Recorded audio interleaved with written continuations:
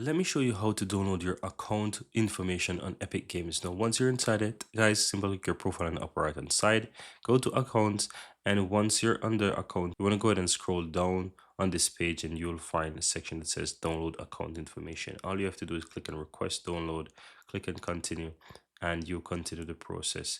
So as you can see here, it sends the code to my email. So I'm going to go ahead and paste in that code and click and continue from here. And that's it. You will see that it gives me the option to request it. So I can go ahead and I can proceed by clicking to download. So I can request. You will see that it start to create a file.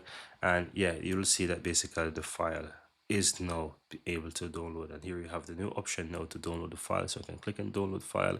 Again, security code was sent to my account. I'm gonna go ahead and get that security code from my account, and once you get a new security code, just simple enter that code in and click and start download, and you will see the file start to download. And that's it, guys. I now have my account data here, and that's it. That's how you go ahead and download your account information or your account data on Epic Games.